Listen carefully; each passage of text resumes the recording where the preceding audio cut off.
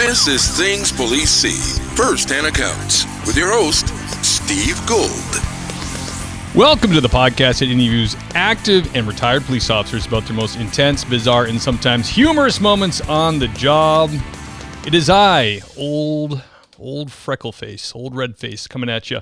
Thank you for tuning in, guys. This is where you hear police stories from the men and women of law enforcement, totally unedited, raw as they live them, with the intent to gain a better appreciation for the profession and what these men and women of law enforcement actually have to deal with on a daily basis. So I appreciate you joining us. If you're new to the show, thank you for finding the show. I understand from people out there in the ether that the show is coming up a lot of times when they search as number one for police podcasts, which is really awesome and a great honor. So very cool. Thank you for all the support from everybody.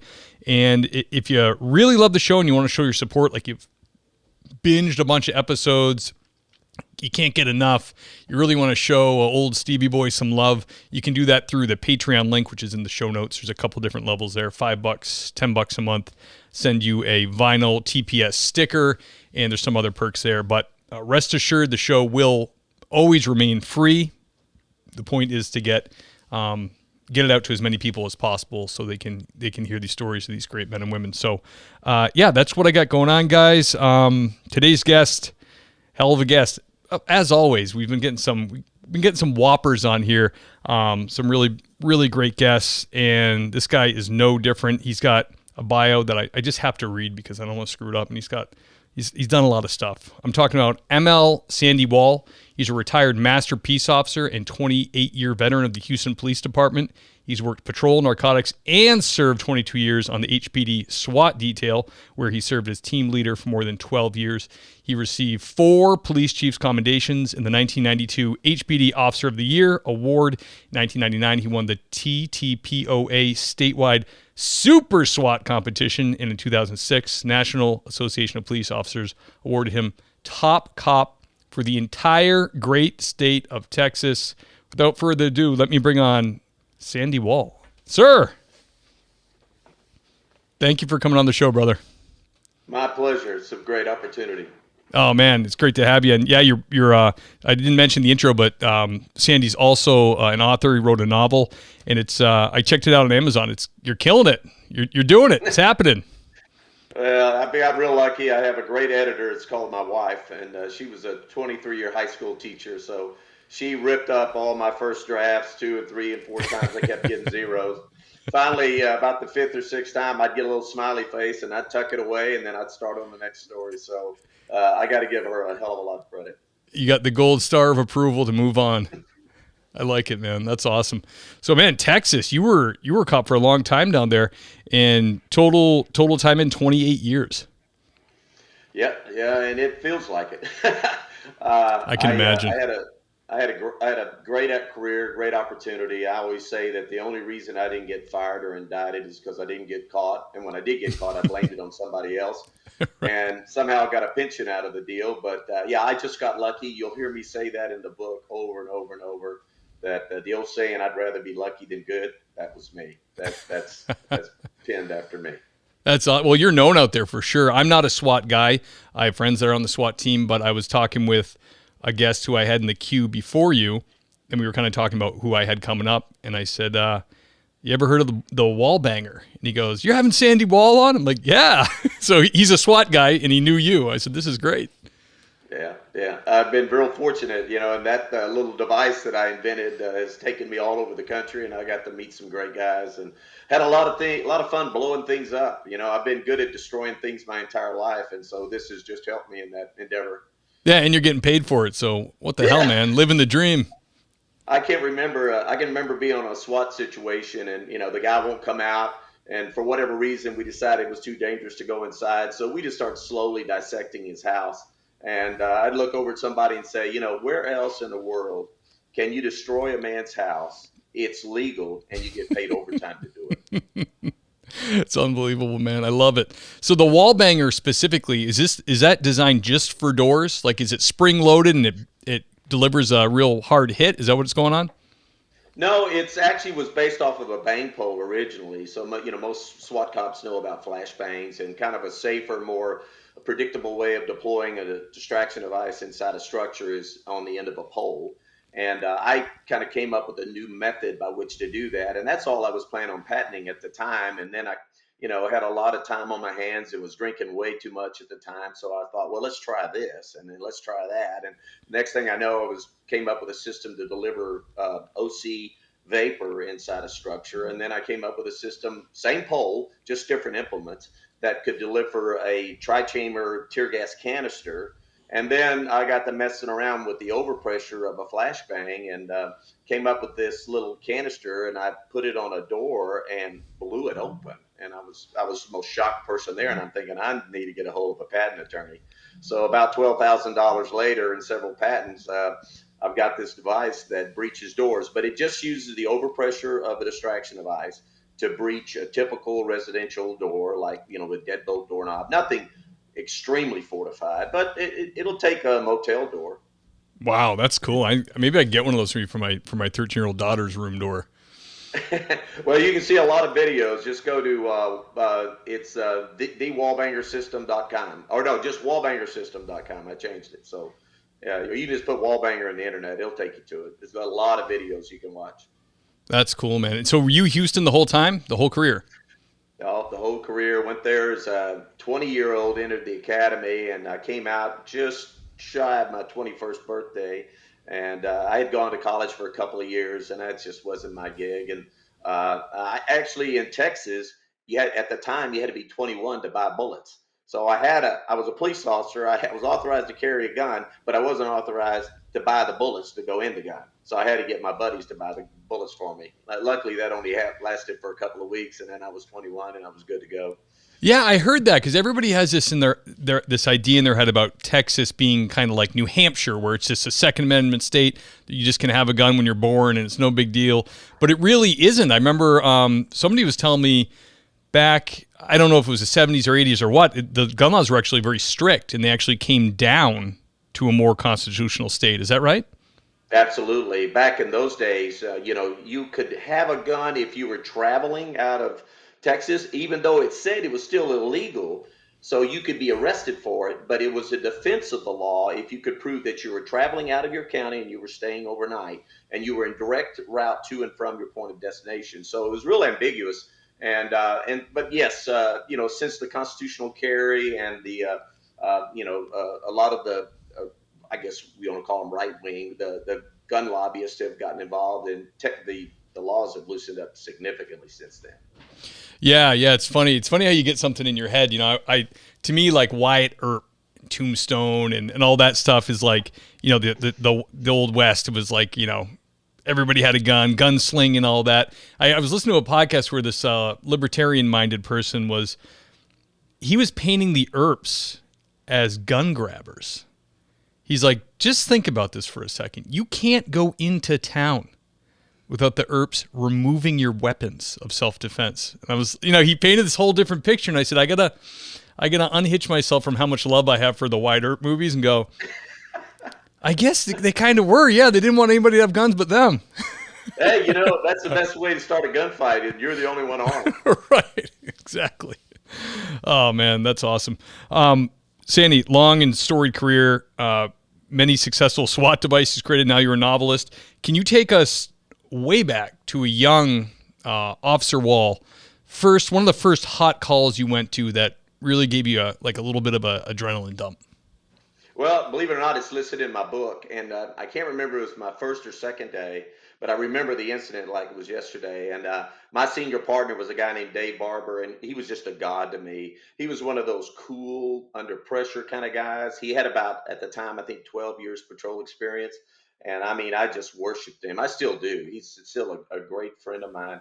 And we get a call.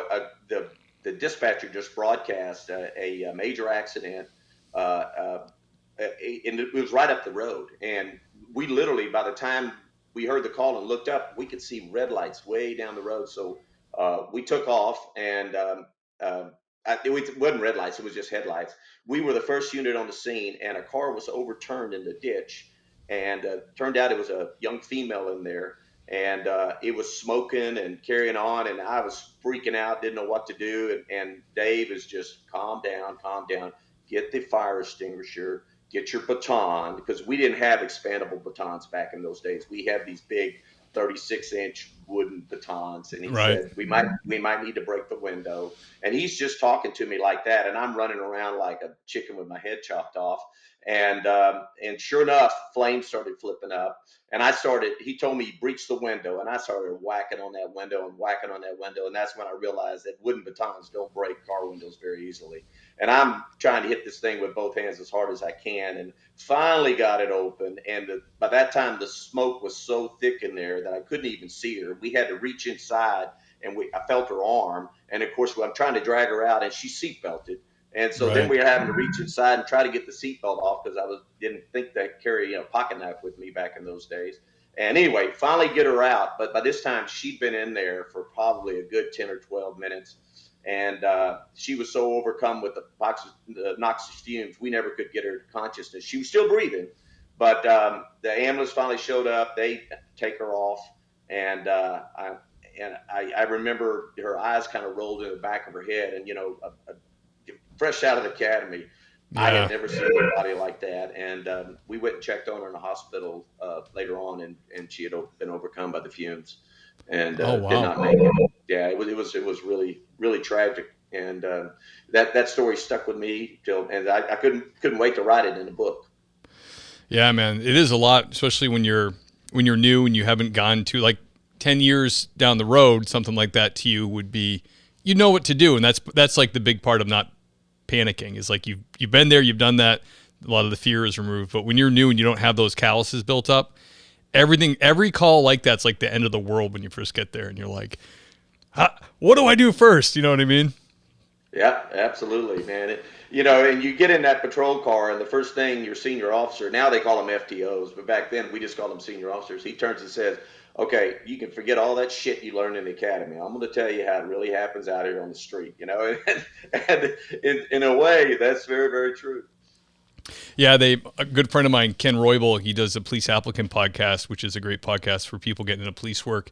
And he was LAPD for years, retired now. And, when he started, I think it was the early 80s, late 70s, even then LAPD had like a year-long probationary training period. So it was always long there. And he said the first 6 months in the car, he didn't get to drive. And his partner told him, same idea, like kind of like a senior partner type of guy. He was like, don't touch the radio and you ain't driving. And he said that, and he just felt like a worm for like 6 months, Yeah, yeah. We had a different officer every month, and you'd get some of them that were great, like Dave, and he'd want to get you out there and get you doing things. And then you had others that were just the opposite. They're like, you're my rookie because I got to have a rookie. I don't want a rookie. I don't even like rookies. So just sit there and shut up and do what I tell you to do, and don't do anything else. Yeah, I think that's probably that probably birthed the FTO program, because I remember we had FTOs where I had worked before the agency I'm at now, and it was kind of like there were people they wanted to keep new guys away from. They didn't just want to put them with the senior guy on the shift, because a lot of senior guys are burnt, or they don't want to go to calls, and they certainly don't want to be responsible for you on calls. So they're like, okay, we need to let's see if the guy who will apply to be an FTO, who wants to teach, who wants to do this. And I think that's probably a much better model that they're going with now, Oh, absolutely. Some of them, I thought, why would you stick me with a guy like this? If you only knew the crap he was doing out there on the street, you want me to learn from him? It's just, yeah, I love the way the FTO program finally developed into people that wanted to do the job and were doing it for the right reason. And the cops that they're putting out on the street today are much better for it. Yeah, absolutely. Yeah, you can create some real, what do they call them, like training scars, because when you're a new officer, and you're real and impressionable, and you're starting to develop when to put your hands on somebody, when it's time to go and to stop talking. You know what I mean? If you get broken in by a guy that like doesn't do that right, it's gonna screw you all up. I had some guys that were literally brutal. And, they get right in somebody's face. I mean, they as much as look at them the wrong way. They're like, I'll stomp a mud hole in your face. I'm looking at the office. Or you don't want to pull a guy out of a car window. Don't want to open the door. Just pull him out of the window. I literally saw that one time. And I can remember, when I was on the street, it was right after Vietnam. And we had a guy, I guess he was from Vietnam. He was a little bitty Oriental guy, didn't speak English very good. And he's being argumentative with the guy I was riding with at the time. And so my senior partner was starting to get really pissed off about it and kind of becoming verbally abusive back. And it was really in a confrontation. And he said, listen, I'm just telling you, you be in this courtroom or you pay, and it was like at the time, $120 American money. You got that? And of course, the little Oriental guy, he didn't appreciate that. And he said, oh, American money. Oh, this United States? And he's like, you goddamn right it's the United States. If it was Vietnam, I'd already shut your ass. Oh, man. And I'm over there like, God, can we just get in the car and leave? Thinking, man, if they had body cams back in those days, we would the police force would have been in. Oh, yeah, absolutely. Yeah, like the guy's kind of mocking him, like, oh, are we in the United States? Yeah. And I was just waiting for him to pull out that baton and just crack him right over the head because I've seen him do that for less. Yeah, I know. It's it's nice to hear the stories from the old school guys that are retired now that are like, they're the litmus test for cracking somebody in the head with a baton and or flashlight, whatever you had in your hand, was like a lot easier. Yeah, the biggest clue was if they carried a slapper in their back pocket. I don't know if you've ever seen one of those, but they were about 8 inches long. They had a handle on one end, and then they were covered in leather, but it was a piece of lead. Oh, like a sap? Yeah, I guess sap. We call them slappers. And he'd carry them in his back pocket. And, man, you knew he didn't carry that there for looks because it was not even visible to somebody who was walking up on. And we went into a bar one night over in the north side of downtown. And, we're having to just wade through. And it was mainly illegal aliens in there. It was a Hispanic bar. It was all, hardly anybody in there spoke English. But he's pushing people out of the way and finally gets to the dance floor. And this is the story's in the book. And neither one of them seen coming. And I'm right behind him, just wading through these people, trying to get up where the fight's at. And I see him pull that slapper. And I thought, uh-oh. And sure enough, man, the first guy right in the back of his head, whack. He slaps him down. And the guy he's fighting sees him drop. And then he looks up to see what made him drop. And whack, he gets one right across the forehead. And they both go to the ground. And I'm thinking, it sounded like skull was crushing. I swear I heard bones crunch.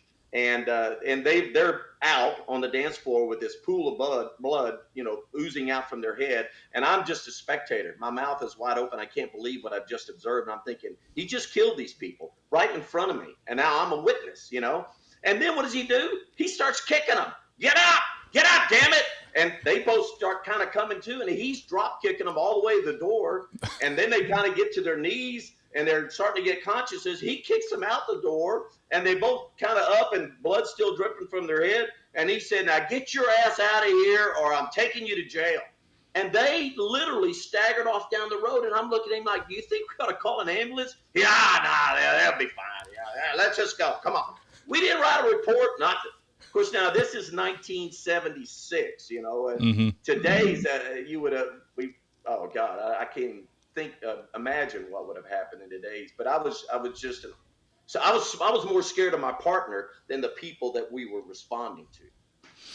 Yeah, that's crazy. I can remember hearing about saps, and then also whatever company was making the saps or the slappers, like you were saying, they made these gloves with like lead in the knuckles, and talk about the antithesis of community policing. You go do a traffic stop, you got these like almost like brass knuckle gloves on in case something happens, Crazy. Yeah, absolutely. Yeah, that's what the whole book is. It's just all those little bitty stories all linked together.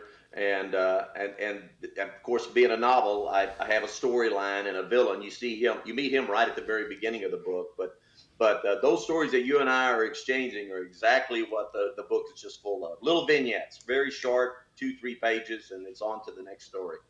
Oh, that's cool. I love books like that. That's really neat. Yeah, like I was saying before we went on, I love the fact that you did a novel. That's really neat. I mean, chronicles of people's lives are can be very interesting too. But I love a novel with a little creativity in there. You know. Yeah, we get together and we all exchange the stories. Hey, remember that time? And then I literally would just come home and start writing little notes about those stories. And, then I would tell them to other people and they'd say, you ought to write a book. And I was thinking, I can't write a book. And of course, then my wife, when I finally retired, she said, I told her, I said, I've got to stay busy or I'm going to become an alcoholic like all my buddies, And she said, well, why don't you write that book that you've been talking about? And I said, I can't write a book. And I could barely spell. And she said, I'll help you. And it took about 4 years, but I'm pretty proud of it. That's really cool, man. It's awesome. Your wife is on board too, especially when you mentioned the drinking part. She's like, "I'll help you write the book." Yeah. She could drink me under the table, let me tell you. That's awesome. Sandy, can you tell us about a strange or bizarre thing you dealt with on the job? Yeah, there was actually several, obviously. One of them that comes to mind is it was a rape in progress, and we took off to try to get there. And another unit beat us to the scene and got on the radio and said the suspect had just left there. All the units be on the lookout for. And this was like a 1968 Bonneville Pontiac, white in color, with no hood over the engine and a doghouse sticking out of the trunk. And we both look at each other like, oh my God, even in a busy streets like Houston, that's going to be spotted easy. So we're running around Yeah. like trying to spot this vehicle. And of course, as time clicks by, we're thinking, okay, he's probably ditched that vehicle, because he stands out like a sore thumb. And so after about an hour or two, we kind of blew it off and thought, he got away. And we kind of sulking all day. But every time an old car would go by, we'd look, nah, that's not it. That's not it. Well, as luck would have it, that day, that's this guy I'm riding with was a gun nut. And on his way to work that day, he'd gone by a gun show and bought a 44 Magnum. Now Oh, hell yeah. this is right after Dirty Harry had come out, and every cop wanted to have a 44 Magnum. I never even seen one. And he stops the police car, and we get in the back of the trunk, and he's showing it to me, and I'm like, oh my God, that's amazing. He said, hey, tonight, if it gets a little slow, we can drive out there off Patterson Road, which was just outside the city limits in the country. And he said, on the way back to the station, we'll drive by out there and I'll let you shoot it. I'm like, you're kidding me. I've never even held a 44 Magnum. Now I'm going to get to shoot it. So sure enough, we're supposed to work till about 11 o'clock, 10 o'clock, things are kind of slow. So we head out there and, sure enough, we get to this road that he knew, and it's about a mile long. You can see forever and it's really dark. And he pulls over and he starts to get the gun out and load it up. He says, go find some cans. So I'm got my flashlight and I'm looking for some cans and kind of making sure nobody's around. And sure enough, it's desolate out there. And all of a sudden, here comes some headlights. And he said, "Hey, look like we're busy investigating something." So we both start shining in the ditch there, looking like we're looking for something. And as the car goes by, I kind of glance. It's a 1968 Bonneville Pontiac with Nice. no hood over the engine and a doghouse sticking out of the trunk. And we both literally fell down trying to run to our police car and turn it around and go back and give chase. The guy didn't run. He pulls over and he gets out and he matches the description. He still had the same uniform on. I'll never forget. It was a gray jumpsuit like a mechanic's uniform and had his name Harvey right here on the front. And that was him. And so here we are violating departmental policy, probably some laws, shooting a live gun off of a public street, out in the middle of it, goofing off, doing something we shouldn't have been done, and we end up catching a rapist and got a chief's commendation for it. That is a great end to that shooting story, man. It's in the book. That's unbelievable. What was this guy? A mechanic or something?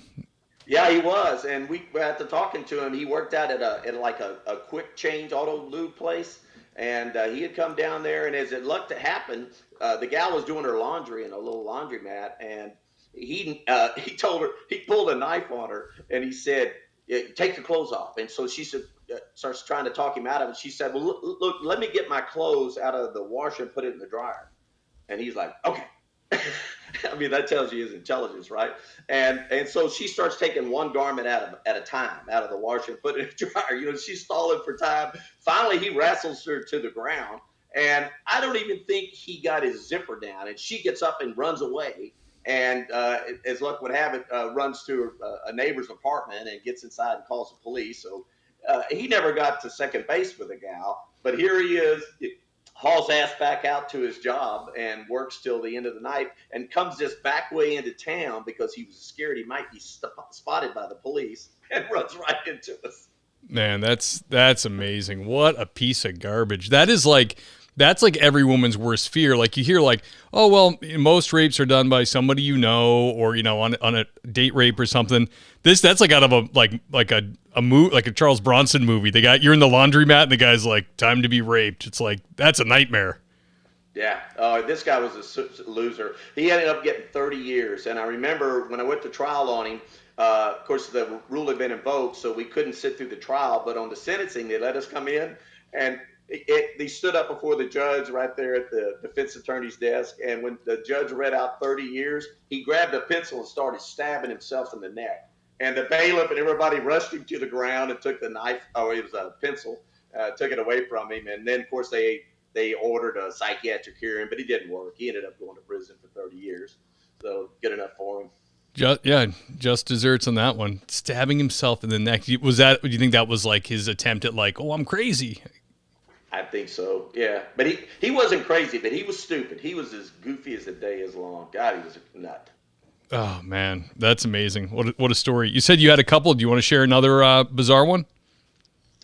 I've got one. When I was in Narcotics, I was the new guy on the team, and we were going to do they were working up a warrant on a meth lab, and it was in a trailer house community. And the informant didn't know anybody in there, just knew that the crook lived in this one trailer house. And he was in there cooking up a meth. And he'd been in there so long and never came out. He never even paid his bills. In fact, he said that the utility company had cut off electricity. So he's cooking off Bunsen burners and propane tanks, and he's running like lanterns at night to see and staying up all night cooking up his meth. But didn't know if he knew anybody else in the trailer house complex. And at the time, the utility company was called Houston Lighting and Power. And everybody just for short called them HL&P. And in those days, the meter readers were prevalent in neighborhoods because you literally had this meter on the side of your house, and these guys would come by once a month and read this meter to determine how much electricity you had used. And so they gave them big orange jumpsuits, so they would be easily recognized in the neighborhoods that this is not a criminal or anything. He's just there to read the meters. Right. And so we had gotten one of those HL&P jumpsuits, his big orange jumpsuit. And so we needed to get some more intelligence on this trailer house as to what it looked like so they could write a good description of it in the affidavit for the warrant. So being a new guy, what did they do? They said, hey, Sandy, you're going to wear the HL&P uniform. And I'm like, well, what's that for? He said, we're going to put you in this trailer house community, and you're going to go along, act like you're reading meters. And when you get to his trailer, I need you to find out what the door looks like. I need what direction it is, what color it is, what kind of locks, all this stuff. And then just continue on. And I am scared to death because I'm thinking, man, this may not end up good. I'm in this trailer house community by myself, and it's probably a den of thieves in there. They're probably all crooks. So I took a gun with me. But I had to stash, because it was overalls, I had to stash it in my pants, inside my overalls, and then zip my overalls up. So I knew I couldn't get to it quick, but at least I had one, right? So sure enough, I start this process of reading these meters. And they had wired me up with a radio, and I had it in the back, small of my back, and I had the old Motorola whisper mic going into my ear, and I had a hat on. And I can hear what they're saying, surveillance guys. And they're like, okay, Sandy's at this trailer. He's almost there. And so I'm going along, and I get right to the trailer, and they're saying, hey, suspect's coming out the back. And I'm looking around like, coming out the back? And I'm thinking, does he know I'm a cop, or why is he coming out of the back just because I'm here? So I go around to one end of the trailer, and I look, and we make eye contact, and he looks like he's seen a ghost, and he takes off running. And I'm like, holy crap. I have blown it. Somehow I blew this, and he's running from me. He knows I'm a cop. So I start chasing him, and I'm praise, and stop. And I'm running, trying to get this overalls unzipped so I can get down to my pistol. Right. And on the radio, I hear all the guys screaming, he's going southbound to the trailer house. He's running back behind it. And so I know they're coming. And we're running over fences, over playground equipment, around barbecue pits. And I'm slowly closing on this guy, and I'm saying, stop, you son of a bitch, I'll shoot your ass. Because, that was a standard phrase we said back in those days. And he just kept running. Finally, we jump over a fence and get in a neighbor's yard, and I get close enough to him, and I just give him a big push. And he flips end over end and comes up flat of his back. And I'm right over him, and I got my pistol out, and I'm going, stop, you son of a bitch, I'll shoot your ass right now. And he goes, okay, I'll pay the bill. And I'm looking like, what? And he said, I'll pay it, whatever it is. You're HLP, right? And I said, no, I'm the police, you stupid son of a bitch. He said, oh, thank God. I thought you were here to collect my electrical bill. Oh, my goodness. People, see that? People are still afraid of the power company. Yeah, exactly. He was actually happy that I was a cop and he was going to jail because he thought HLP, they'll shoot my ass. They want that money, son. That's funny. Absolutely. Oh man, did you guys raid the house and all that afterwards? Yeah, we ended up going and just arrested him right on the spot and got a search warrant and walked him back in there. And yeah, it was a full meth lab. He was cooking it up. Damn. Yeah, like another member of the think tank there. The old saying is we only catch the stupid ones. That's right. Yeah, it is amazing and terrifying when you watch one of those shows about crime, like people who do murders or rapes or the awful crimes, sell drugs. If they're smart, they could really be applying these smarts to like a legitimate job and probably making good money somewhere in marketing or whatever else. But they're really married to that criminal element, and they can do it for a very long time and sometimes never get caught. Unbelievable. Yeah. And I've been amazed by some of the schemes and scams they've come up with.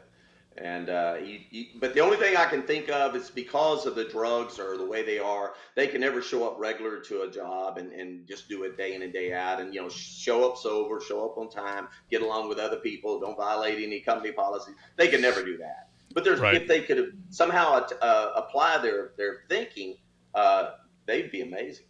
Yeah, I know. What a shame. What a waste. Sandy, can you tell us about the most intense or terrifying call you went on?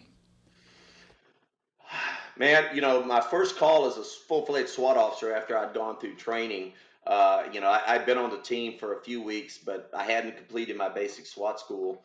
And sure enough, I was one of the first guys on the scene. I got stuck on a perimeter position, and it was a gal. She was young, and I almost had to shoot her because another SWAT officer was coming up, and she had spotted him get behind a car. She came out of the house with a pistol. She was highly intoxicated, literally staggering and slurring her words. But she's like, "I will kill your ass." And I'm thinking, oh my God, my first call up and by myself, and this gal, maybe it sounds sexist, but I never wanted to have to shoot a woman. If it'd been a guy, I probably would have. But I'm tracking her. I remember flipping that AR-15 off safe and my finger on the trigger and starting to pull some slack. And I'm watching my sights because back then we didn't have optics or anything. We just had iron sights. And I'm thinking, please stop, please stop, please stop. And I'm thinking, she's not going to stop. And she's almost to the car. He's hiding behind. And I'm literally pressing and waiting for that trigger to break. And she stopped and turned around and went inside. And I swear, as I released the trigger, I almost passed out. I think I'd been holding my breath. And I was so glad. And then the other one that comes to mind, we're on a narcotics search warrant, and I was at the tip of the spear of the team going in. And as we breached the door, the main crook's right there on the couch, And he just throws his hands up like, holy shit, we got him. And so now I'm worried about the rest of the house. And as I turn right to go down this darkened hallway, there's a light on at the end of the hallway, which is obviously a bedroom. And of course, back in those days, we had no tactics. It was just holler and scream and obscenities at everybody to try to intimidate everybody. That's all we did. And we pointed guns at everybody. I mean, that was our tactic. Right. And as I'm closing in on this open door and this light, I'm passing up all kinds of open rooms and everything, but they're dark. And that's how I just was going to the open room. Our deal was rescue the dope. Forget about the danger. Just go rescue the dope. And I can see a gal sitting on the bed back there, and she sees me, and she reaches over and picks up this pistol and pulls it up. But when she's holding it like it's a banana. She doesn't even know what to do with it. But she's screaming, and I'm thinking, oh my God, she's pointing a gun at me. And I swear, once again, if it had been a guy, I'd have shot him. Right. And I got all these guys lined up behind me, and I start trying to stop, and I'm screaming, drop the gun, drop the gun, drop the gun. And she's like, who are you? Of course, I had a police vest on, big, huge fluorescent letters, police, and we've been screaming police. But she still acted like she wasn't sure if I really was the police. And I could tell by the way she was holding that gun, she didn't know how to use that thing. But I'm taking a hell of a chance. And as luck have it, she finally dropped it. And I describe it in the book as going in, and I just wanted to beat the hell out of her for almost making me kill her. Yeah. And the guilt I had later on was I took a chance with my own life that she didn't know how to use that gun. And it turned out I was right, but I was rolling the dice. But all those guys lined up in that hallway behind me, I was taking a chance with their lives. And I did not have that right to do that. And I convinced myself later on I would never take a chance with their lives again. Because if that bullet would have missed me and went past and hit one of them and killed them, I could have never forgiven myself. And so I'm glad I saved her life and didn't shoot her, but it was a bad tactical decision on my part.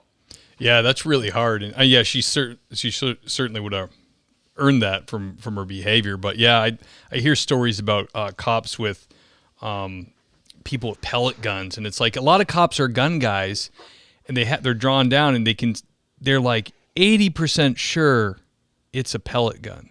You know what I mean? But it's like you can't. Unfortunately, people don't realize when you have that much adrenaline running through your system, it's insane. Like you can't hold someone accountable for something like that. You know what I mean? Like if someone puts themselves in that situation, even if they're, a lot of these people who get shot with BB guns or whatever are minors, but they look like men. Like you don't ID them. Hey, are you 16? You know what I mean? It looks like a man with a gun, and they get themselves shot. I remember my dad was a cop growing up. He was a cop like 30 years, and laser tag got huge. Laser tag was like the way of the future. They were going to open a laser tag studio in the town we were in. We're all excited. And I think it was like New Orleans or somewhere. Cops shot these kids playing laser tag. They jumped out of an alley with their stupid laser guns, and they're pointing them at because they think, I don't know if they thought the cops were playing or whatever. They're playing out in the street, And my dad was like, he saw that in the news, and he was like, no, we're not doing laser tag outside. You can do it in the backyard. And we lived in like a pretty rural, nice area, like where that probably would never happen. But still, like just seeing that happen, making these split decisions in the dark, in high stress situations, that she's really lucky. That's a real blessing that, like you said, you took the chance, and maybe you put you and your team at a little bit of risk there, but ultimately her life was saved. So lucky her. Yeah, it was. And, those everybody on this podcast, I'm sure, has been there and made those split-second decisions that you have to live with or sometimes die with, unfortunately. My roommate, we went to the academy together. He's in the book a lot. It's a funny story in the book. I call him John Frost, but his real name was Jack Frost. And I tell a whole bunch of stories on him. And when we had him out to the house, and I had to break it to him that, hey, you're in this book. And he's like, what am I in it for? And I said, well, all those stories, things we did. And he said, well, you didn't tell the story about the gal in the yellow Corvette, did you? And I went, yeah. And he goes, oh. And he said, well, you didn't tell the story about the prostitute in the elevator, did you? And I went, yeah. And he went, oh. And so this goes on and on and on. And my wife's sitting there, and she's feeling sorry for him. She said, Jack, don't worry about it. He changed your name. And he said, well, what's my name? I said, John Frost. And he goes, oh. Yeah, Jack is just a abbreviation or a different name for John. But anyway, what I started to start with, he got shot on patrol on an incident. And, all your career, we've been taught safety is our friend. If you engage a threat, create distance and all that. Sure. Jack was a college level football player, Division I. I mean, he's a big, strong dude, man. I never wanted to fight that guy. Good partner. His buddy or his partner gets in a fight with a guy on the other side of the car on a traffic stop. And so Jack leaves, right or wrong, he leaves the guy that he's talking with, who's offering no resistance. He's just interviewing him on a traffic stop, starts running around the police car. And as he gets to the other side, he's seeing a guy pulling a gun.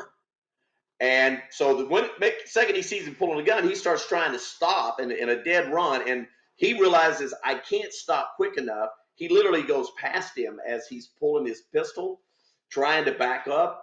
And of course, the guy gets his gun out and just bam, bam, bam, shoots Jack, shoots his partner. And Jack, falls to the ground in the street. And this is another little story that's in there. Jack had a speed loader. And I don't know if you remember those revolvers, little speed loaders. The bolts are all out. Okay. Well, we had been practicing on the range over and over and over where we would dump and stick it in there, and fire. We got really, really good. Well, now Jack is gut shot. He's laying on his back in the street. And he remembers his gun going click, click, click. He shot like the headlight, the car door, the tire. A couple of rounds went across the street into a cleaner's. He shot everything but the bad guy.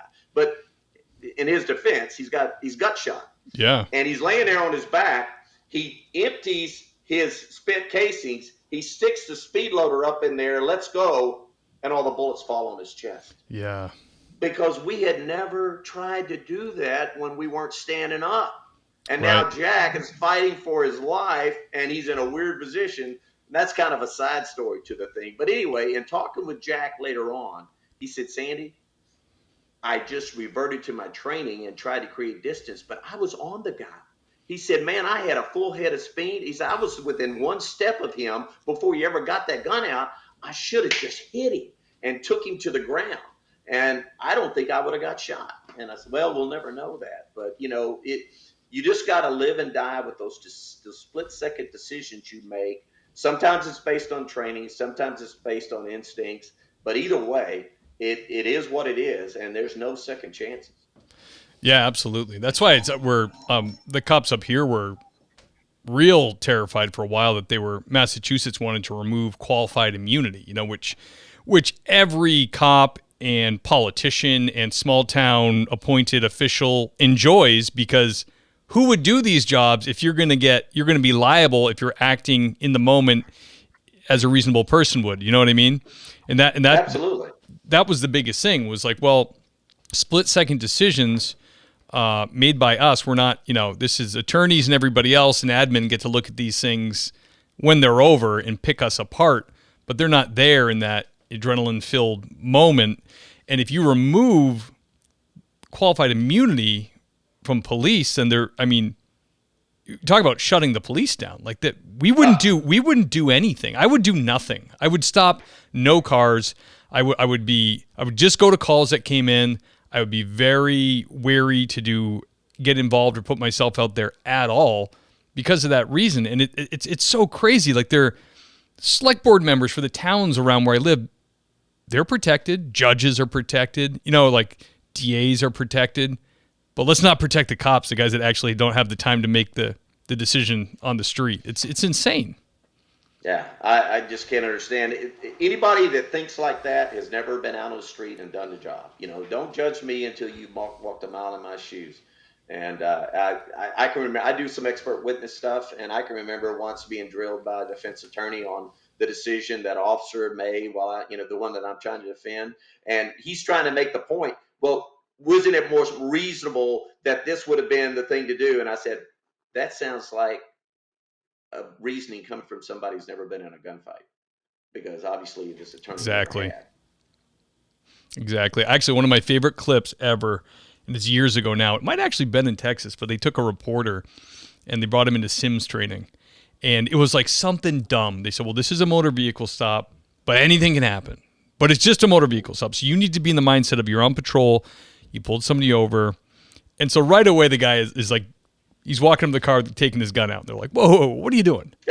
He's like, well, I don't know. I mean, I could get shot. And they're like, yeah, but this is a motor vehicle stop. So you got to get in the mindset of like, this is a normal routine. And the guy just couldn't help it. And then he ends up shooting the driver, because the driver gets fidgety or whatever. But the reporter went away with that and he reported on it. What a great appreciation he had. He goes, I was nervous the whole time. I thought I was, traffic stop unsnapping right away. It's like, put your license on the end of my barrel. Yeah. I think I write about that in the book. When I first got in that police car, I just thought I'm not going to survive the end of the day. I thought I was going to get shot. I was going to get killed. I don't even think I could have pulled my gun because I was so scared. But after that first 8 hours on the shift, then I got a little confidence that maybe I might survive this. But it's tried and true, tested. Battle hardened. That all comes with it. But cops still take a lot of chances, in this day and age, walking up to a car that's tinted windows and the windows are rolled up. I just don't think I'd do it. I think I'd say, sir, I need you to step out of the vehicle and come back here with me. Because every time you walk up to that car, you're rolling the dice. Yeah, absolutely. And Sandy, why does it always seem like, too, whenever we put ourselves out there to give somebody a break, it's always going to bite you in the ass. Something is always going to happen when you let that, you assume a little liability with letting somebody drive away with an expired registration or just go to the house or, okay, I won't drive again. They're a local person. They've had a hard time and they crash the car or, they do something and you're like, now it's all logged that you're the cop that could have stopped them from continuing to drive but you're trying to help them out because they're poor and they got no money and that's why they can't fix their car. I didn't even put this story in the book, but it's going to be in the sequel. I get to work one day, and the desk officer said, hey, robbery detective wants you to call him. I don't think I'm a robbery detective. And sure enough, there'd been a guy that had just been just tearing our district up. And he was only hitting Dairy Queens for whatever reason. He was always hitting Dairy Queens. And, man, we were looking for this guy and looking for this guy. And I called him up, and he said, hey, we just arrested that Dairy Queen robber. And I said, no shit. And where'd you get him? He said, well, we got him, went on explaining. He said, I was looking through his wallet. You'd written him a ticket. I said, what? And he said, yeah. And I looked at the location at the time. He said it was 15 minutes from when he robbed the Dairy Queen. And he gave me the street and everything he was on. And I remember the stop. And here's the kid report. It was him and another guy.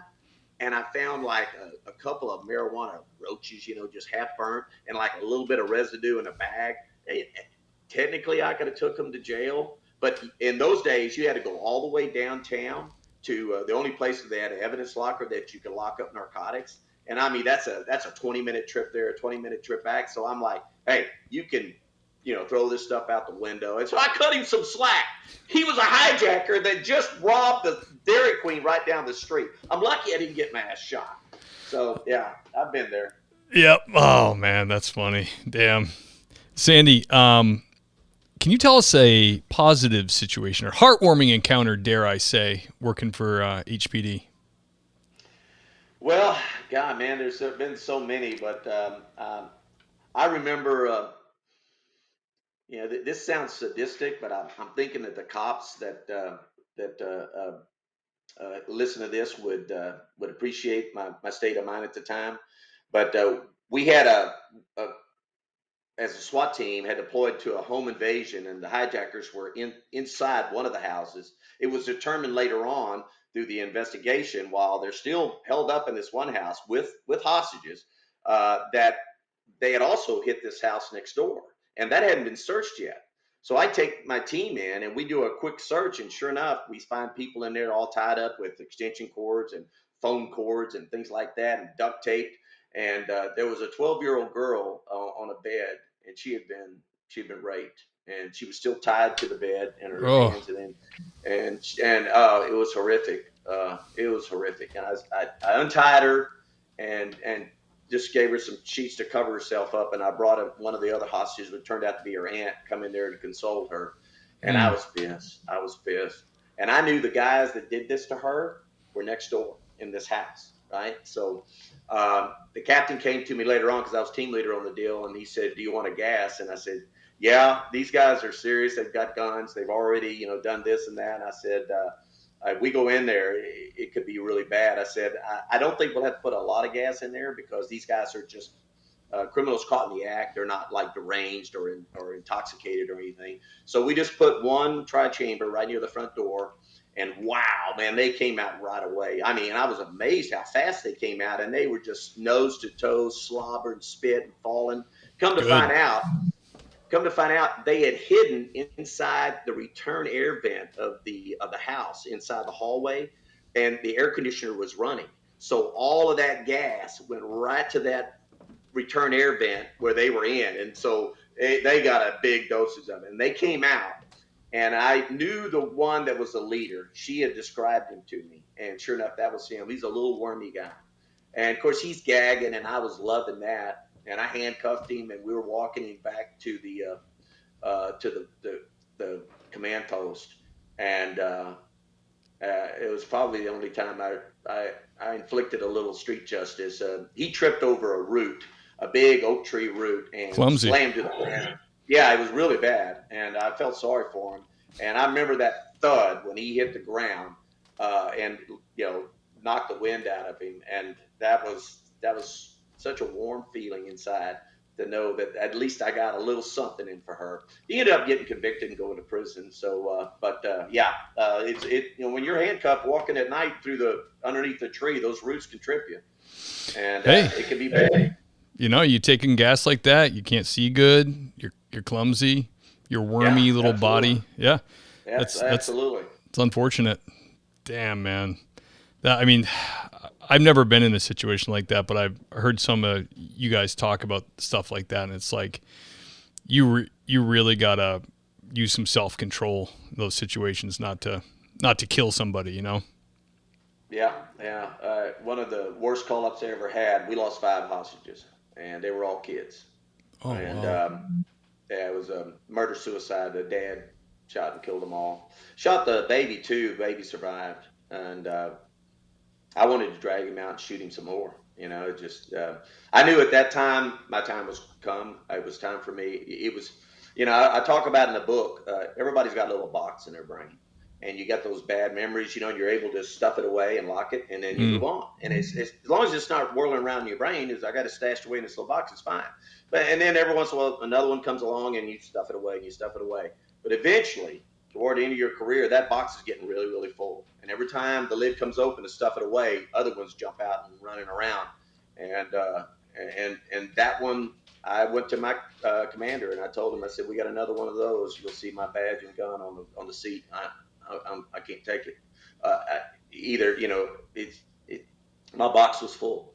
Yeah, that's a great analogy. It's like Pandora's box. You open the lid and stuff starts coming out. I can only imagine, brother. You worked in a major metropolitan area for a long, long time. I worked alongside LAPD coppers when I was in Los Angeles with similar experiences, stories that you have. And man, I worked with one guy. He's such a good guy too, Jay. He was on one of my first podcast interviews. He was robbery homicide in LA, which is a very elite division. And man, this guy's a badass. And it's like LAPD is gigantic, but everybody knew him. Hey, Jay Moberly, larger than life dude. But he did like 40 years. And I'm like, how are you not going to just drop dead like any day now? I don't know. I've known homicide detectives like that, and we made a lot of murders and a lot of, just gore, brains all over the wall and all that, and we had to shoot some people, and, and but I, these homicide guys, that's every call. Every Yeah. call they're dealing with death. I don't know how they do it, and a lot of them do it for a very, very long time. But you think of LAPD, my mentor in SWAT anyway was a guy named Ron McCarthy. I don't know if you ever heard his name, but anybody in LAPD, at least back in the older days, Ron McCarthy's a legend, and that guy taught me more about being in SWAT. And I wish I would have had him earlier on in my career because I made a lot of mistakes. But he's still a great guy and larger than life, like you say. And I knew several of those LA SWAT guys, and they were all top notch, man, just first class dudes. Yeah, isn't it a shame what they're doing in that city? Where it's like, you need some pretty tough dudes to police a city, like Houston or LA. You need some men that can do some violence righteously. That's you don't really want to lose that in a candidate, and that's what they're doing. They're like really looking. You're really looking for some girly boys now. Like, what are you up to? I want a big, tough, rough person who's righteous, has a moral compass, but can really kick some ass. That's what I want patrolling around my house when I'm asleep. You know what I mean? In the first page of the book, I have that quote that says, "We sleep peacefully in our beds at night because of rough men that are willing to go out and do violence on our behalf." Yeah. And that is truly it. And I'm not being sexist, because there's a lot of police women out there that could kick my ass back in the day when I was, an operator. But the quote was men. And of course, it was written way back in the day. But they're the tougher, the better. Of course, I mean, everybody's got to have that switch and knows when to dial it back. Right. And some people can't. They get so emotionally involved and so out of control that they're not able to dial it back, and that's where they really get in trouble.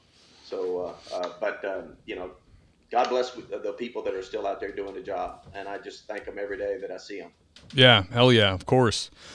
Sandy, I'm curious. Little side question. When you came up with your devices and patented them, all that, how long in your career were you able to use them? And when was the first time you saw the wall banger work? Did you just like explode in elation? Like, yes! Yeah, I had actually developed the bang pole when I was still on the team. And I had retired and went to work for Safariland. They had hired me away as an instructor. And so I kind of left. I was still in law enforcement, but I was already retired from HPD. This was in 2004. And I was getting calls from teams that had come by for whatever reason, trained with my Houston guys. And they said, "Hey, man, we saw that bang pole you made. Could you make us one?" And I'm like, I've moved on. I'm doing this still for Safariland. But the calls just kept coming in and coming in. They said, "We'll pay you." So I got with a cop friend of mine who was a really good welder, and we designed a better bang pole than the one that I did at the time. And so now I need to do all this testing. And so one of the things I was worried about was the overpressure inside that metal canister, if it could ever explode. So I built this chamber, and I put a flashbang inside of it, and I strapped it to an oak tree. And we literally took cover because we didn't know what was going to happen.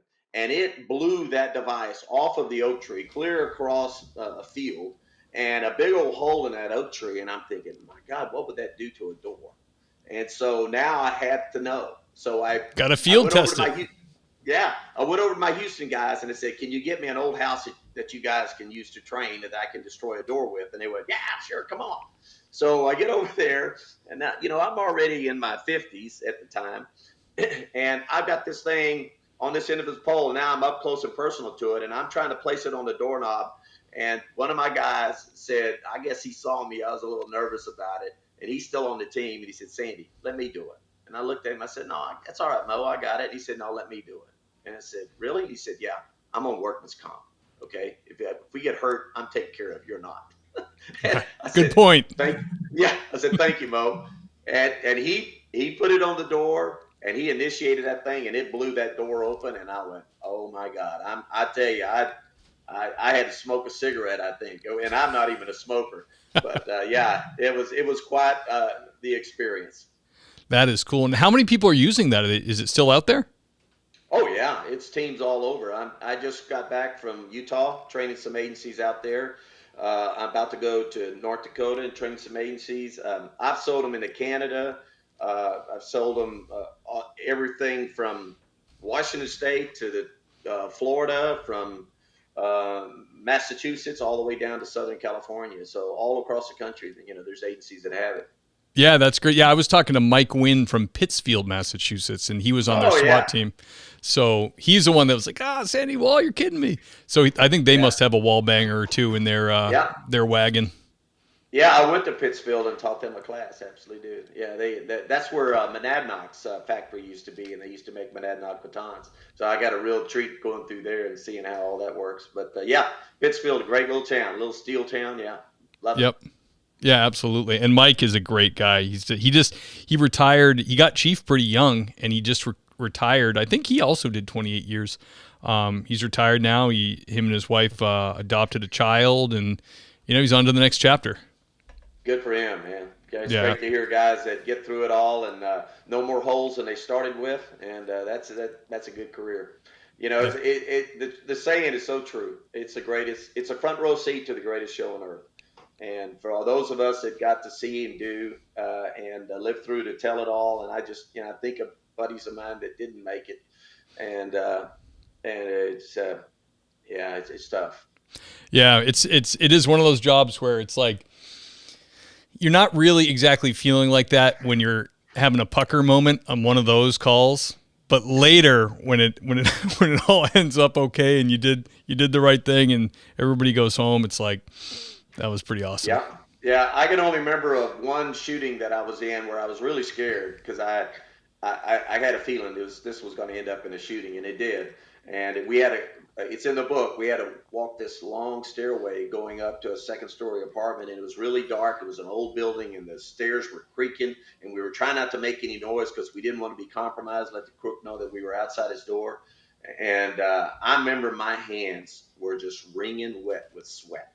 And I knew right then I was as nervous as I felt, and sure enough I was. But it all turned out okay, and I like I said, I just got lucky, and I'd rather be lucky than good. Well, hey, I think you had a little bit of training as well that probably helped. Yeah, I would like to think so, and thank the good Lord for all those people that trained me along the way and taught me, because I didn't invent any of that stuff. I did invent the wall banger, but everything else I learned from somebody else, and I just passed it along. Yeah, absolutely. Amen to that, brother. Sandy, popular question with the new people out there thinking about becoming cops. I get emails from people that hear you guys talk and they make a decision to become a police officer, which is like the most incredible email I get. So do you have advice to someone thinking about it, someone in background, a new recruit just hitting the road? What would you tell them for now? Well, first off, I would write every story down, because when you're my age, you're going to be able to write a book, and it's probably going to be a bestseller. But as I mentioned, I lost a few friends along the way, and quite often they probably made a mistake. Not always, there's some that just walked into an ambush that any one of us would have been a victim of. But rely on your training, get good training. And it's not always what you learn in the academy, although that's probably a good base level, but that should not be the end of it.